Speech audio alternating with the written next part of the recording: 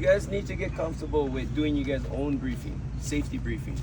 And this is the crew right here that I'm looking at. That's gonna be the Rincón water safety crew, right? So that responsibility, I think right now I'm gonna, you know, last night I talked about Kahuna kind of being responsible for getting you guys together to train.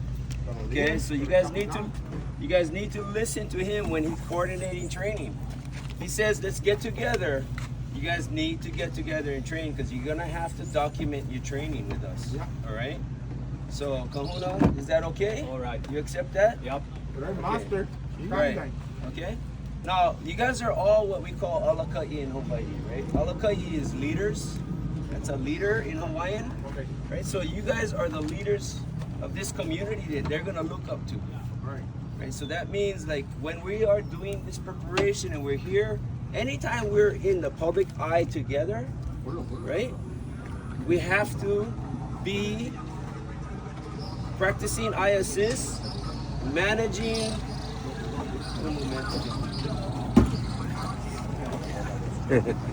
We have to manage the way that we look and we act in front of everybody. Okay, so that means like we don't come in the harbor, we're not like burning rubber, doing things that are inappropriate for everybody else to see because they're looking at us now as a group, not as just one person anymore. They're looking at Rincón water safety and it should be like, oh, that's Rincón water safety, that's the boys, right? They're gonna go out to save our lives and you guys will have that honor, but yet also that responsibility or kuleana to be there for the community and yourselves. Okay, so that's being that risk technician and not the risk taker. And we'll talk more about that during the day. Those that went to BWRAG is, again, it's the way we present ourselves, right? And so part of that is getting together when you hear, and people are looking at us right now, they're looking at us, right? We look very organized, we're talking, somebody has to deliver the safety, the emergency action plan, right? So that, I believe, should be these leaders again, like Tomas, Kahuna, everybody should take a turn at this, not just one individual, but when we start for now, because I'm speaking in English and I think they can help translate that, I want you guys to start some of this today. Okay, so Alex, right, you know the plan. These guys, you guys intimately involved in what happened in our last training. So it starts out like, good morning everybody. Today we have training today out here, right? This is, what is the name of this place? La Marina, right? In Rincón, we have, you know, count how many people you have, right? Because you're responsible for how many people are present, right? So let's just count real quick. 1, 2, 3, 4, 5, 6, 7, 8, 9, 10, 11, 12, 13, 14, 15, 16, 17, plus 3 instructors, 20 people. So 20 souls or 20 person involved in this. We should be keeping our situational awareness up to look and care for 20 people. All right? So today, and then it's like, so if there is an incident that occurs outside, if it happens to be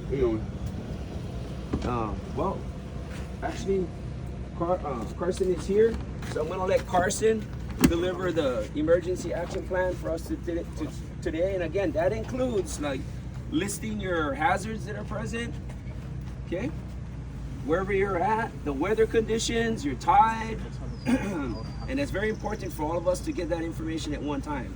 And then he'll go into the emergency action plan for the minor injuries, the intermediate injuries, and any possibility of any catastrophic injuries that may occur or death, okay? So Carson, if you can kind of deliver a portion of that going through our weather today and then into the EAP, please. So, first off, I assess. So the first thing that we're doing is we're identifying what the hazards are, all right? So how many hazards are we gonna have out here today? What are we gonna be dealing with as hazards today? People swimming. That's a big one. Ski hitting you other boats. That's another one. Other boats. Other boats, a big one. We have a little bit more waves today than yesterday. More waves. We got more surf that we got to deal with. What else? ramp. Waves Yeah. coming in and out. Yeah. Boats coming in and out. We're going to be setting up today perpendicular to the coastline here, and we're going to be closer to the beach. So what are we going to be dealing with? What's the hazard that we're going to be Reef. dealing? We're going to swimmers, but reef. Shallow reef. The beach is close by, so we have to be aware. You guys all know that we have a rock shelf right here off the beach, right? So the rock shelf goes out how far? More or less. 200 feet. Well, no, just the little rock shelf that Yeah, goes it off goes that maybe we 10 have to feet. be aware of. So if we're coming in and we're picking up people off the beach and we have swell, we have to be aware of that rock shelf, right? 'Cause you don't want the jet skis bottoming out on the rock shelf. So we're all gonna right? have people standing on the beach. So what we're gonna do today is we're gonna see how that works instead of doing the banana boat and everybody sitting out in the middle of the ocean on the banana boat all day. It's gonna be a lot more user friendly that we're gonna have everybody sitting on the beach right here. And then what we're gonna do is we're gonna run the chicane and the high-speed buoys perpendicular to the beach, all right? So we're gonna have it, Between the balneario and the marina, right in that center. yeah, probably just right out here, just right over here, kind of in front of the trailer. You know, Achicuhota trailer. ¿Qué tal en la mojonera para allá que es más In arena? si front, no, acaso? in front of the river mouth, O right in front. enfrente de la vieja marina. Okay, we don't want to be too far down because I want people to be able to get off the ski, walk back to the shop. They got to use the restroom. If Yes. you need something to drink, whatever you need. Any emergency to be close to, Yes, you know, close to to there. here. Okay, guys, so one moment. I have to interject right now. This is really important, okay? There's a process to this morning meeting, okay? And you guys, as the people that are in it, you have to wait and hold your questions until the person is going to deliver the most pertinent information. He has to deliver the ISS, he has to deliver the emergency medical plan before he gets interrupted with questions of the day. It doesn't mean that they're not important. They're very important, but he could have answered it if you just let him finish his process that he's doing. Okay, so again, us being organized, we have to be at a professional level. I'm not saying this is wrong, guys, but I want you to hold your questions for a moment and let Carson just go right through his identifying things, his emergency action plan. Then he's going to deliver the tasks and things we're going to do today. Okay, so to follow back on that, so we're dealing with reef, right? When we're picking up people, that's also what we have to identify. That's going to be a risk. Okay, so we assess that situation. How we're going to go about doing it. Once we assess it and we bring the controls into play, how are we going to control the risks? All right. So once we control the risk, then we're going to implement those controls, and then we're going to evaluate and supervise everything. All right. So once we finish with all of that, and we're actually operating, you guys, with the emergency action plan, first thing, like we have always been discussing, is if it's a serious injury, if it's something that is life or death, we all know that I have an AED in the back of my shop. Does everybody know where the AED is? In the back of my shop. So if you go right in the back of the shop, it's right on the corner on the back of my shop. Okay, it's on the wall and it's in a heart-shaped case. All right. So all you do is there's a Velcro tab on top. You pull the Velcro tab off, you open it up. It comes in a kit, and it also has a micro towel in there, a little orange micro towel. And that, bring that for sure. Okay, you bring everything. You bring everything. You can actually take it off in the heart case and run with the heart case. Everything's in it. And then we dry the victim off, we put the AED on. So what's gonna happen is we're gonna bring the victim right here to the ramp, okay? Somebody is going to run and get a truck. We're going to back the truck up to the ramp where we can transport the victim from the jet ski or the beach, because as soon as we get to the beach, we're gonna lay them down on the beach and start in with CPR. Then what we're gonna do is have somebody run and get the AED, somebody run and get a truck, okay? And so it depends. I would say we would designate somebody right now, but we do not know who's going to be on the beach. All right, but we will do that if this happens. All right. So run and get the truck, back it down. Run and get the AED. We'll place the AED on the victim. We'll put the victim into the truck, and then we are transporting them directly to Costa Salud. Okay, they can handle emergencies there. Is there going to be a phone call to Costa Salud en route there so they're prepared? That's a great question. And what is that number? I think I have the number. So, But- stand by. That's Yeah. a great question, Bobby. I'm sorry for it. I'm going to let him finish his thing, and then I'm going to Yeah. go right into what. So we start out again in the morning with weather, hazardous conditions that are present, making sure we always identify the biggest hazard that's going to be out there in the ocean. What's the biggest hazard? Drowning. No, that's the Consequence. risk we're gonna The have, result. right? People The swimming. biggest hazard is people. People swimming. People, right? And it's persons that are either swimming, hanging out, your tourists, boaters, on another Kayakers, jet ski, a paddlers. kayaker, a kiter. Eventually, stuff is gonna start rolling down this way. You guys are not gonna like, but it's gonna happen, right? So yesterday in training, we had a jet ski come into our thing. Yep. Not everybody was aware that was going on, but you need to be aware and you need to address that. We need to stop training, and then we need to clear these people out because we don't know. They might think we're just having a nice little fun time and they jump right in, which is what they wanted to do. Okay, but we still need to look very professional, right? So we do this plan. We do the weather and the hazards listed out there. We go into medical plan. So when you go into the medical plan, the emergency action plan for the day, we discuss from the lowest type of injury to the highest, right? So anytime we're going to identify our hazards and convert them into risks, we're looking at mitigating from the smallest things to the worst case things, okay? And it needs to go in that progression because that is what the agency guys are looking at, right? They're looking at those things when they come out to play with us, right? So if we notify them that we got an event going on over here, then they're prepared for the worst case scenario and anything else in between. And that's where that plan will come up with, that written plan like we showed you guys on the board the other day. We looked at that drawing. That was a drawing that listed all those things, and it actually listed, like Bobby, right?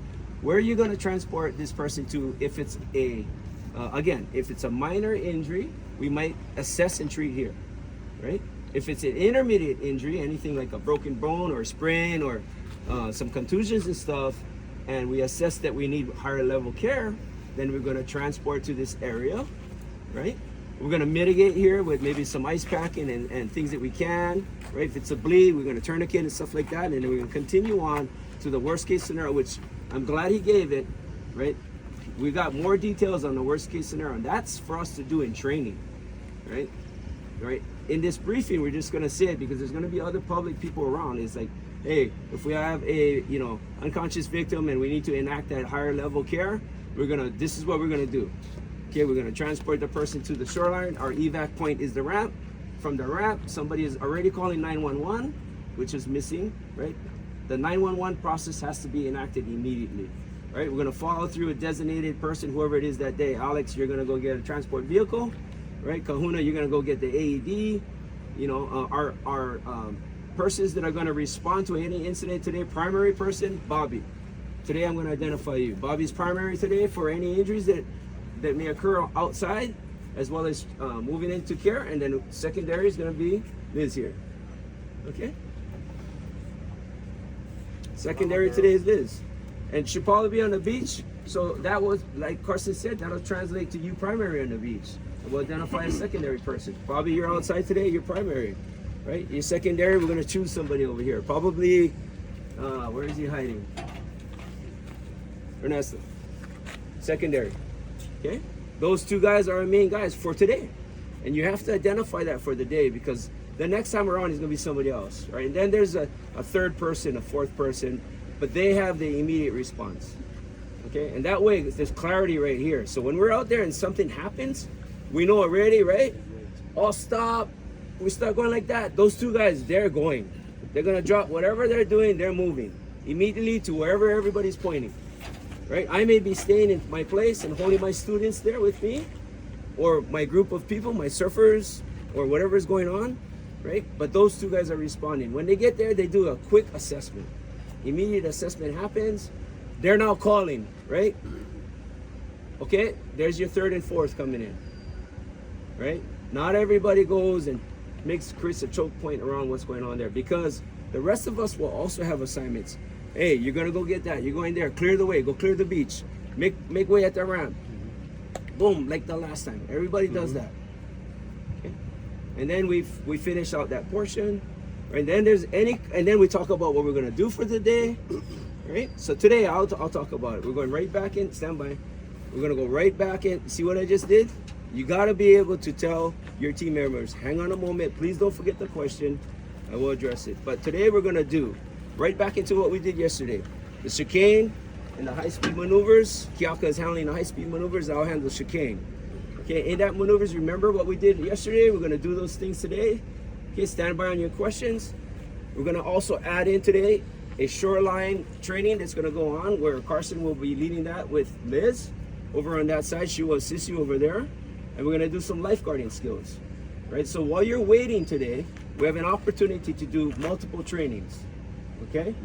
Right? We only have a limited amount of skis, and I do have to train our core guys, okay? So we will rotate through and give the ones that are not designated operators for this on the advanced rescue craft an opportunity to be the secondary or the the sled riders that would be the recovery people on there. They'll get a chance to experience some of the operation of it, so they do know how to recover the ski and take it over just in case the operator goes off. But we will be focusing more on those individuals that need that training for us on that side. Is everybody clear on that? Yep. We check? Okay. Make sure we go over our hand signals. You guys remember hand signals today, right? We're good? We're good. Okay. We got an all stop for training. We need to see that today. We're gonna get pretty progressive in our training, which means that me and Vance have a really high level of execution that we gotta deliver to you guys in stress, which means that our situational awareness is heightened, but we need your guys' help. Okay, we need your help. The jet ski, how do you say the one that's driving the jet ski, when they say off, they usually point to one side. Make sure you drop from that side he's pointed out. Okay, so she made a good point, but I'm gonna have to say that Doesn't matter sometimes. I'm gonna say through experience that guy is not thinking about where to tell you to go. Okay, he is full on 100% in mitigating that biggest risk that he knows you gotta get off. The off part she's talking about is like when we are coming to a rescue, and we definitely understand, we'll do that today, and you're gonna give a command to get your rescuer off to go ahead and get to the victim. That is when you're driving, you're gonna look back, you're gonna tell this guy back here, I see our person. You're not gonna hear everything in big water. So command, right? I see Bobby, and he's gonna nod. Okay, I'm going. When I do this, because I'm timing it based on my speed, you need to slide off and get off and go and rescue him. We'll do that today. We'll definitely do that. Okay, anything else? Do you notify kind of the hospital if it's a big day, a lot of people? I mean, we could do that here. We could talk to the vet director and make sure they're aware. If it's like 30, 40, 50 guys in the water, we could easily talk to the guys. See, look, we have a contact already in that process. So there's an emergency action plan that we actually still need to create. And there's the connection point, like how we were talking about some other stuff, is like he can now facilitate communicating there, saying, hey, we got an event going on. We got this happening. Can we be on alert? They might staff better on that day. They might have transport available on that day that you don't usually get, because they know, like, they got a team that knows what they're doing. They're gonna deliver them to a higher echelon of care. Okay, check. Any other questions? Okay, ramp, launching the skis. You guys gotta clean that up. That's just my my request. Okay, and I'm saying that because this ramp is busy, right? And we got like typical 5 Puerto Ricans back there trying to tell one driver where to go, right? Please designate 1 or 2 guys that's gonna do it for that thing, and that's it. We don't need 17 people guiding the trailer. That poor driver is looking back at yesterday. What I see, I felt bad for the guys driving. Now you guys are used to that, so you probably don't even pay attention to the guys Exactly. giving directions. But you need to start doing that, because again, they're looking at us from right now. right? From right now, eyes are on us right now, to our launching, right? To the game warden is hiding in the bushes, whatever. You know what I mean? So please, Carson. Just real quick, Hospital Costa Salud, very simple number, 823-5555. Okay, that's Put good it that we on your verbalize it. speed dial. 77. Yeah, 77, 823-5555. So it's good we know the number. One important thing is we got to connect us to an establishment here. It's already been done, Taino Divers, all right? So during the day, they really are an important part of that. Whoever you guys, and it shouldn't just be one place, but these guys need to have a list and know that these are the numbers, this is what's happening, right? And we'll get to the point where we actually got radios and comms on, not just us, but a land-based source. So that, you know, we can try to dial all we want on the way in, but a radio is an easy comm that gets across to everybody. Okay, we'll get there at some point. All right? Question, Coach. So every team, they should know where is the key of the truck. See, So Yes. me and Alex, I always tell Alex where is gonna be the key. So everybody So in the boss, water you should know. Tell Okay. Andrew and whoever, you should tell Ramoncito, whoever's got a pickup truck, you know, your Good for a partner, car, should let them anything. know where the keys are just in case. Yeah. If you're gonna be that person who needs to get your truck. If it's me, I'm gonna get the van. If it's anybody else, you know what you guys gotta do. and of course that means you gotta come up here, take off the trailer. Yes, exactly. So later on, as we get better, we know that's the designated car. We take off the trailer beforehand. Look at this right here. This is a really good thing that Liz has. You guys should see. She carries on herself an actual whistle. All right. There are nice, thinner, smaller ones for surfers that don't want to carry it, but some of us with wetsuits and things, we have a small little tag. It's on there. Right. The audible is great. Okay. And everybody's life jacket should have a whistle on it. Okay. And let's address that. So we have to be compliant today. All right. So when we transit out of this area, we need to be wearing a U.S. Coast Guard vest. All right, operators, check. When we get outside, we can go into our impact vest. It has our taglines for our keys for our vessels. And when we transit back in, put your vest back on. Yeah. Being respectful to the community here. I'm gonna interrupt because it's important. If a police boat approaches or anything, It's an then all-stop. you gotta switch back to your See. your U.S. Coast Guard Okay. jacket. All right. Good point. All right.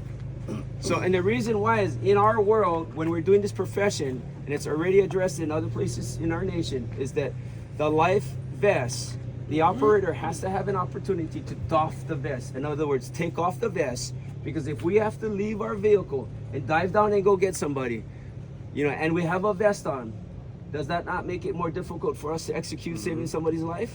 Right? So we have an opportunity to take off the vest so that we can execute that portion there. Right? The Coast Guard understands that. Most lifeguard agencies understand that. We don't have one. We're creating one here in Puerto Rico. So it will be in our policy and standards for them to understand and see. But we're at the beginning stages. So we got to kind of work with that, all right? We got to kind of work with, like Tomas is saying. Okay? In Hawaii, they don't do it, but we got years in advance talking to the police, the DLNR over there. We got to work through this. All right? Okay, so now then, after we explain all of that, then team members, are there any one breath questions pertaining to what we're doing today or safety? Question. If the primary and secondary, if they have somebody on the ski in the back, do they stay with them in case they need That's to a great question. help somebody onto the ski? That's a great question, right? We let go. That's a great question. That's going to be up to these operators, right? Because if they need to move in a situation, say they're outside and they're in big sets, they're definitely going to tell you off. Okay, because the most maneuverability they can do to go rescue somebody by themselves at that point is by themselves. But if you're well trained in your team, you probably take that member with you because he's going to assist you. And if he needs to get off, it's easy for them. They understand. They have the capabilities, the knowledge and abilities to stay in the surf while you get a body on and go, right? Or maybe the guy's not unconscious. He's just like gassed, Either way, if the operator says, what's the word? Off. Off. If he says off, and you guys are doing this class to learn how to operate this as a risk technician, If you feel like you're jeopardizing your skill and your ability, you give that command off, right? And you guys, all of us, as being in the back, today you're gonna ride behind the sled. We're gonna do stuff, work there. You gotta get off, okay? Because they may need that split second and that less weight distribution to get out of that place. Yo, if the second member that is going to help you to assist a person, he needs to have fins clipped on? Well, as an agency, as we get to this part as a lifeguard agency, definitely that is part of the equipment. And there is a list that we have. That we will have a uniform and certain equipment that's mandatory that we have with us, right? Whether they have it on them or not, again, that is up to the user in the elements of that day. If it's a big day for me, I'm wearing my fins. Usually I just didn't bring it from Hawaii. This is the first time. I always have my fins on no matter what. Okay, because I don't have time to be thinking about getting my fins out of my hood. That's just teal. That's just teal. I think the fins gonna give you power if you make something. Fins someone is gonna get drawn and you need to pull it out without fins. It is harder. That's a great point. It's a good assist, and that's what we need to train to, right? And so a lot of us have fins mounted on the side of our skis. It's ready, accessible to grab, because it starts flapping around and hitting guys, etc. Again, for me, I'm sorry, whoever's behind me, I don't care. I wear fins. I need those. I know I need the fins. I'm 60. I need the help, right? So I want to be able to, like, once I'm recovering and relax, I'll just take at least one fin off. You know what I mean? And get a fin on, and then get myself over to the yellow and green zone. So that's me, right? But it will be a mandatory equipment on our teams. We will have to have certain things. The skis got to be rigged a certain way. We got to have certain equipment on, and that's what I'm here to help the community understand. What we got to get you guys, okay? It's not all on us. You know what I mean? We're trying to get this to be more of a community buy-in and help from everybody. Your guys' kuleana will be to save their lives. That's your job, right? When you save one life, man, you don't know who you saved. Might be that guy who's like, okay, what do you need? Yeah, that's what happens, you know? It happens there. So with the water rescue skills, all right, first thing that we're going to be talking about is how to rescue an unconscious victim in the water with a surfboard, okay? So we're going to go through that. That's the first thing that we're going to do. The next thing that we're going to do is we're going to practice actually a C-spine. That's extracting a victim from the water who's unconscious laying in the water by using the C-spine, and it's going to be a two-person rescue, okay? So Bobby and I will demonstrate that to you. Then we're going to just practice how to swim with an unconscious victim. We can do just the overhand swim without a float, and we can also do it with the torque, okay? But the first thing that we're going to do is we're going to talk about, because most of us are usually always surfing, or somebody is surfing. That's normally where this happens, right? In our environment, normally it happens when someone's surfing. So if somebody's unconscious, how to get them on the surfboard and how to actually paddle them to shore. Okay, so, you know, the progression from day one, what day is this? We're only on day 2. Day 2 today, we were like We've been this. here forever. Yeah. But, you know, the progression from even yesterday, right? If you guys can remember, right? The first time that you did the chicane or the J-hook, I can tell you right now that every single one of you guys was nervous and like just like kind of antsy, and I kept saying, hey, calm down, breathe, relax. You guys have this already. We're just gonna go through the steps. But anyway, my point is that to have progressed so far, right, from one day to the end of the next day, right? Typically, I mean, geez, we only got really maybe 12 hours of training. 12 excellent and fortitude training. The you guys presence, the presence that you guys gave us, and I mean like the one-on-one like connection that we had from each one of you guys inside of the training is what allows us to like move at really high levels, right? So you guys went from like here to like, you know, just filling up that gas tank, right? Just filling up, right? Halfway, I'd say you passed halfway on the 3/4 side already, you know, and we're gonna get tomorrow, we're gonna take these skill sets, right? This was static, meaning, right, calm waters. Of course, at the end of the day, what happened? What started coming in? What happened on that side? Right? I lost my students for a little while. Right? All of a sudden it was like, Tracy's coming, Tio. Yeah, okay, come back here. But we're getting blessed, right? We're getting blessed. And we're gonna take all these static skills, and today we did some stuff, right? Did we not do some stuff that it felt like we were in the ocean? Right? You guys can talk about that later on. Right? Some good experiences. We're gonna get to take that down into the surf tomorrow. Okay? We take all that skills, we go into our single person pickups in the surf, and we progress towards multiple pickups. Okay? So tomorrow, because we're gonna move in our direction and we have to transit a little further, we have to really concentrate on who's gonna be operating the skis and who's gonna be there to get picked up and how it is. So I don't want anybody feeling a little bit uncomfortable, right? But I have to dedicate, this is the highest and most, the biggest risk that is present for us is when we do scenario-based training. Okay? When we put things together that you guys don't know, and we get to slide stuff in there and bring it up. Today you guys experienced that for both me and Cal, right? You didn't know what was coming, and all of a sudden we moved to a different place. Right? We got to do that tomorrow.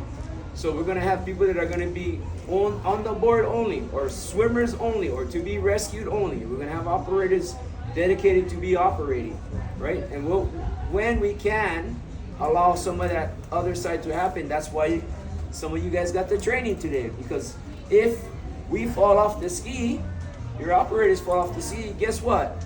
Do you not know how to put the key in? Start it up, get ready to take it out of the red zone and move it over into the yellow or green zone, possibly pick us up, right? I know you guys have that skill sets there. Everybody in here has that skill set check to move to that area to go ahead and assist. That's way more than there was before. I guarantee you, way more than before. Every single one of you guys can get on that ski, know how to start it up, know how to move to somebody and pick somebody up. Or at least offer the sled to them to get on, right? And then get out. 100%. Right? Tomorrow we're gonna do a little bit like the end of the day. Some guys got some experience of where, you know, we had to apply that higher echelon of skills in realism, right? We need to get there as fast as we can from our comfortable channel to the red zone, pick up our guy, 1, maybe 2, maybe 3, maybe 4 tomorrow, and get us all out. Okay, so you guys sleep on that tonight. Think about the day again, all those cool things that happen, all those little bits in training, like Bobby said. And I appreciate you saying that, Bobby, right? Because we did give a lot of small little pearls of wisdom, right? We gave a lot of little small pro tips that come out to people that usually comes out over a period of time spending with us, years sometimes, right? You guys got a lot of little pro tips, a lot of little pearls of wisdom. Bobby will take some of this stuff back and train these guys back on the East Coast. I mean, I know he is, and I expect you to, yeah. You know what I mean, Bobby? I expect him to deliver. I expect you guys to share that with your family, your ohana, your kids, your friends, right? Because you're only going to build more guys out there to get us to that point, okay? We did check everybody out here. Again, is anybody injured? Any new injuries today? Injured? Injured? Any injuries? Okay. Any injuries? No. Injuries? None. Same. You're okay. You're good. You're good. He's good. He's good. He's good. He's good. He's good. My ego is injured today, guys. Why? Because you sent it. Sent it. Yeah, my ego is not injured. Didn't You'll lose see the it phone. in the video later on. You saved the phone. But I'm very, very grateful. Really, really grateful. Like Carson is saying, that gratitude is the biggest thing for me. I'm so grateful that you guys are so willing to be sponges. I mean, you make it easy for us to teach. I kid you not, Carson. It's so easy to just keep giving. Today was a really good day. You know, when I came here, and we started talking about starting this and doing the training here, BWRAG started in a barn, in Cole's barn in his backyard. Cole Carson, this is so fitting that this is starting here in his garage. Same backyard, back style, you know, all the boys, the family, the tightness of the group, bringing everything together, and then sharing all of that in this beautiful place.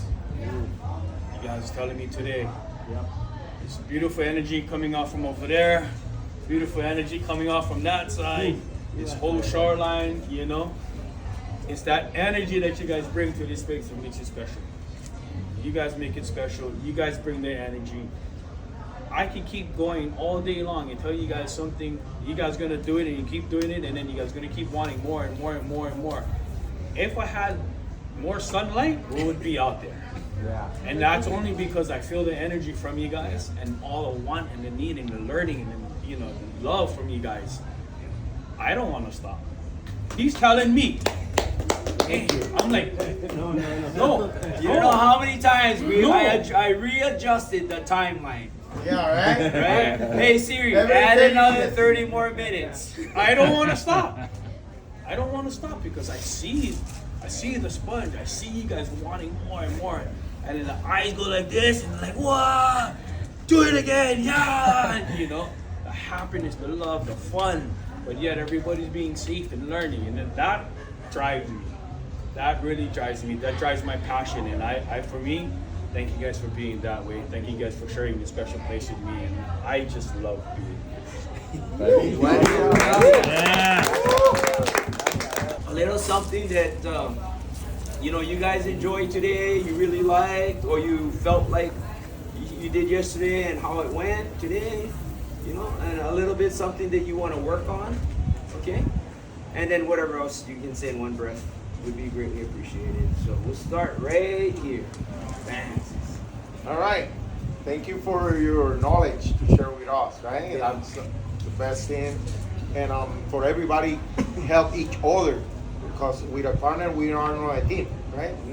And yeah, thank you for the nature collaborating with all of them. Yeah. It was a beautiful day, right? When we pray over there, I saw that tijereta over us. I don't know if you see it, guys, and then say, okay, this is a message, right? We are clear. And yeah, the rest is like Ohana. Yeah. Right on. Yeah. Cool. Come on.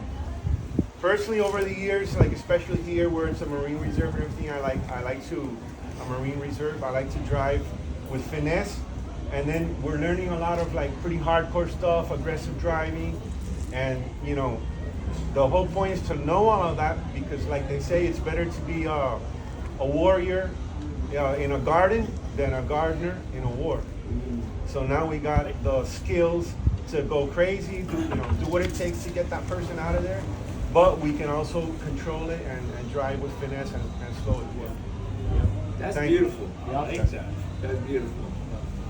Mac and cheese. Mac and cheese.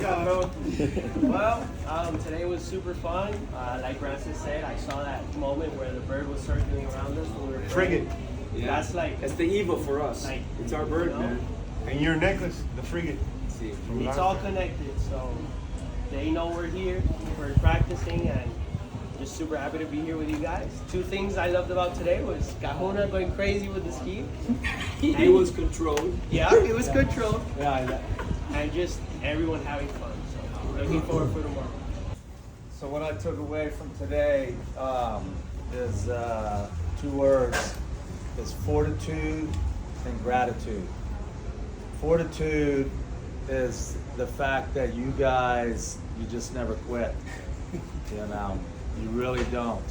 Like every single skill that we did, all the water rescue skills that we were doing, every time I turned around, somebody was laying face down in the water and yelling, "We have a victim in the water." And everybody was running to it. So the fortitude, you guys don't quit. And why is that? Because you have the passion to learn. And so for me, watching that it's priceless. And gratitude, of course, to our Hawaiian crew and also our brothers have come down here and giving their time, you know, and they're giving their time because they have the passion to do it, and they also have the fortitude and the gratitude. I mean, these guys, you know, out on the skis all day, non-stop. I'm sure if we still had more skills, they would be there yelling at us and pushing us the whole time, you know? I mean, I know every time that I talk to Pat on the phone, Tio's like, he's so pumped to get here to give you guys what they know, their knowledge. They're passing their knowledge down to us because they want to see this community thrive. And that's the common goal. They've done it, and now it's going to happen here in Puerto Rico. Yeah. Yes.